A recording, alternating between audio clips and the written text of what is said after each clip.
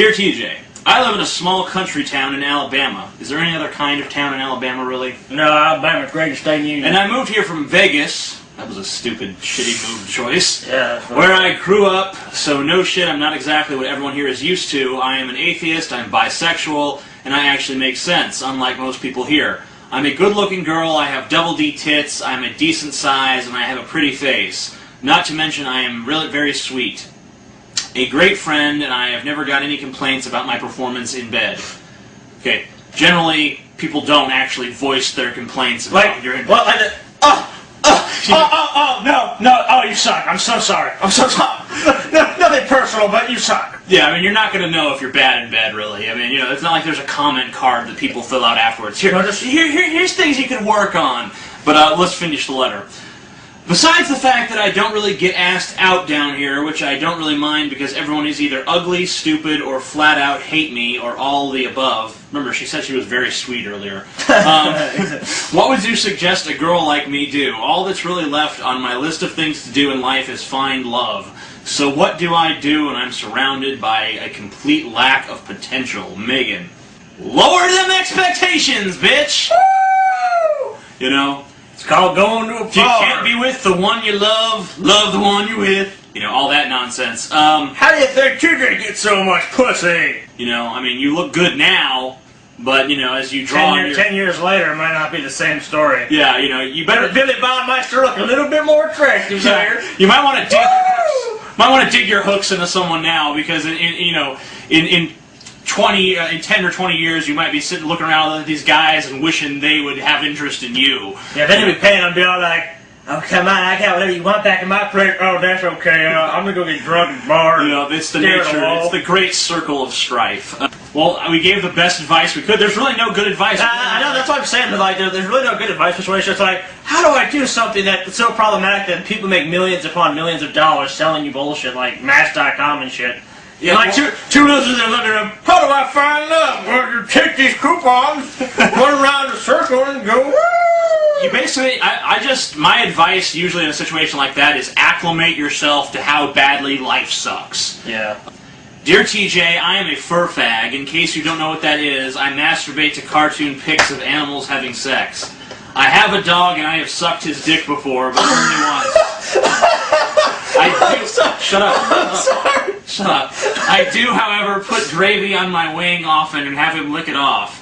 Do you think this is morally wrong, laws aside, and do you think I should continue if it makes me and Max happy? Also, does this make me gay? I love the part at the end. Like, if you're letting your dog, like, suck you off and, like, doing sexual shit with it, then the gay thing is really becoming... I was like 3 miles back, man. It's like, it's not important anymore. That's like, you know... That's like Attila the Hun asking if his fashion sense is bad. This is a cute little dog, no doubt. There's no doubt about it. Do you find this dog sexually attractive? If you do, you have some fucking serious problems. It's like that old joke Dad always used to tell, you know? Oh, yeah. About the preacher, he's like, you know, come up and confess your skin, let the world know. It doesn't matter what it is, ain't no one gonna judge you here. One guy got up and was like, I fucked a chicken, and the preacher's like, I would've kept that one to myself. You know, that's basically the same deal here. I've been that dog. This is my dog. He's a good dog. This is my furry sex freak dog. You're touching it. I want his ass. Get away! Mine! You mine. I wrote that letter. Dear TJ, a very close friend of mine tends to sleep around a lot and refuses to stop.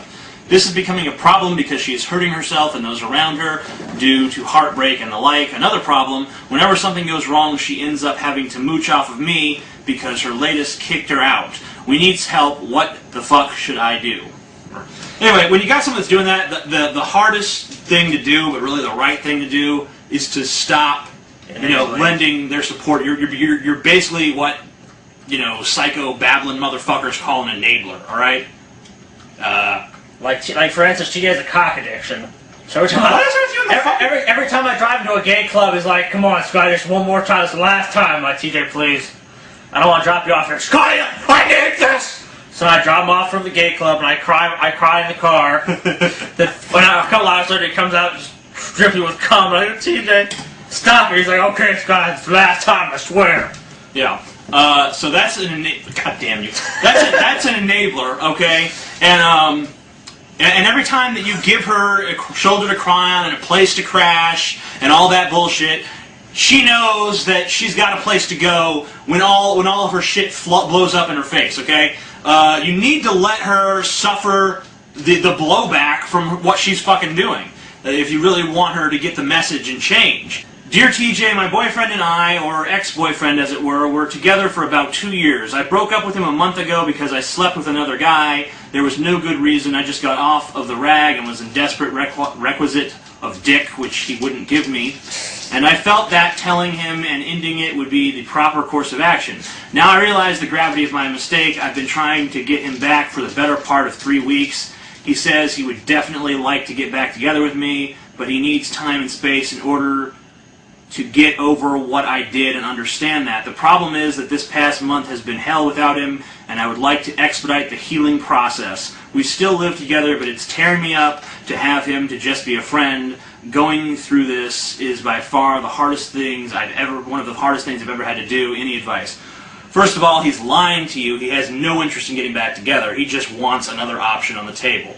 All right, so yeah. Plus, I mean, accepting that she fucked up royally. Accepting that is the first step. You got to realize the fact that he didn't want to give you the dick when you wanted it before. I mean, if your girlfriend is banging down your door to try to get some dick, and you're like, nah, like, oh man, a TV show or something. Yeah, he's not interested in you. He doesn't like you anymore. You know, it wasn't over when you slept with that guy. That was just the time that he found an excuse to get rid of your ass. And the only reason he's telling you he's still interested now is for 2 reasons. 1, to placate you, and 2, to keep that option on the table. You might want to tap that. You might be sitting there getting drunk one night. Hey, baby. Dear TJ, I have been with my boyfriend for over 2 years, and I am very happy with him, and I love him very much. He is so sweet and wonderful, and I would like to spend the rest of my life with him. However, there is one problem. I am a very strong atheist, and he is a very strong Christian. I have told him about being an atheist because I haven't told him about being an atheist because I did not know how he would react. I respect other people's beliefs, and it doesn't bother me at all that he's a Christian since we're close. I feel that I should be able to tell him about being an atheist is a very big part of me. I'm just afraid of what he'll say or do. I know that if he really does love me, it shouldn't matter to him, but I'm still not sure if I should tell him. What should I do? Love, Amanda. You got to tell him at some point. I mean, this isn't something that's going to be a good thing to come up after you guys have like your first kid and you're like arguing how to raise it.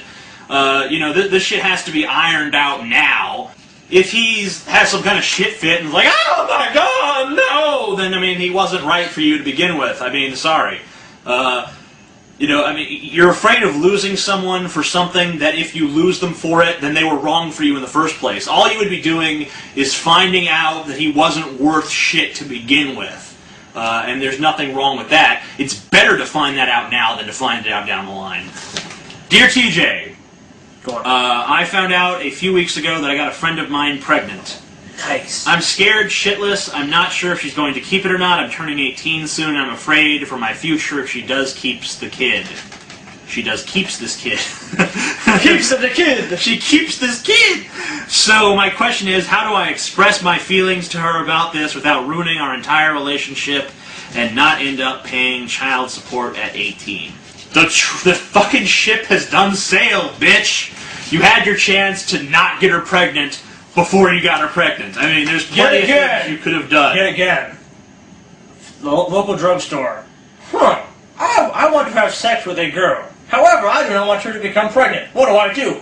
Pharmacist TJ?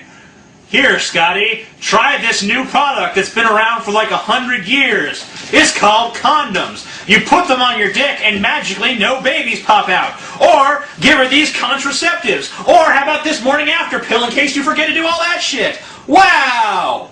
Wow, TJ, I never thought about it that way. Thanks. But now what can you do? What can you do now? Nothing. You gonna be a daddy!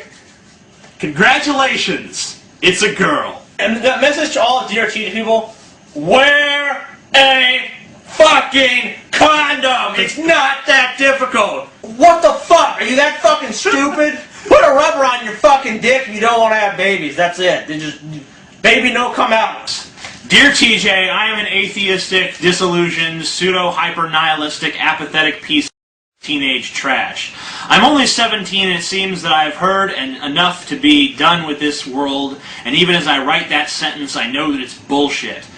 I'm a sorry piece of contradictory garbage this world disgusts and amazes me. What am I to do? I've realized that the only way I'm going to be able to live in this place is to do what the fuck I want and ignore this memeplex bullshit, but that seems selfish. Is there any way to be happy and not be a cynic, useless hermit? Professor Oblivion. That was an exercise in Gothic poetry. The dark void which fills my soul is like a hole with sadness and pain. That reminds me of me at 17. You know, once you get into like your... Stop fucking calling the dog.